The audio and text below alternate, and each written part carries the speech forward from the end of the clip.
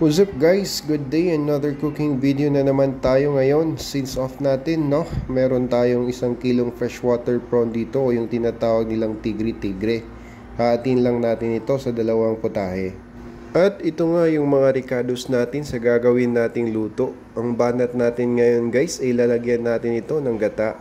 Yun nga, para po sa reference natin, wag po kayong mag-alala. Ito po yung mga listahan ng ginamit nating pangsahog sa luto natin. Ano pang inaantay nyo guys? Tara, luto na tayo. First po, lagyan lang natin ng konting mantika ang ating paglulutuan. At pag mainit na, pwede na po nating ilagay ang palapa, onion at ginger. At i-mix lang po natin ito ng maigi.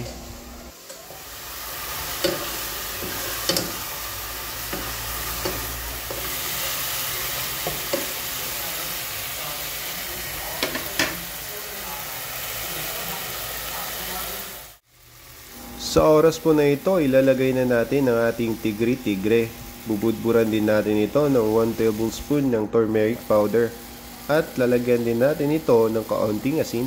Alam nyo ba guys, sa lutong Maranao, hindi talaga mawawala ang turmeric powder. Lalo na't putahing may gata ang pinag-uusapan. At yun nga guys, back to cooking tayo, no? Sa oras na ito, lalagyan lang natin ito ng 1 cup of water. Yung tamang submerge lang yung tigre-tigre natin.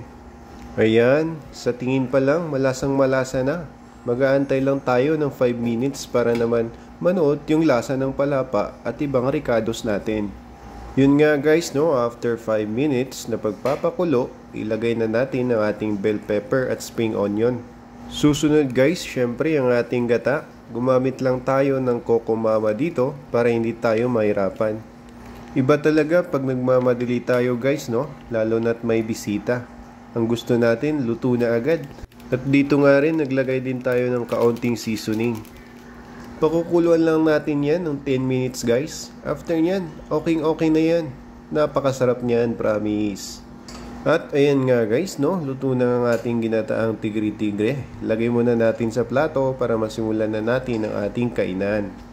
Ito na nga guys yung finished product natin. Wow, tingin pa lang, nakakatakam na. Ano pang inaantay nyo guys? Tara, kain!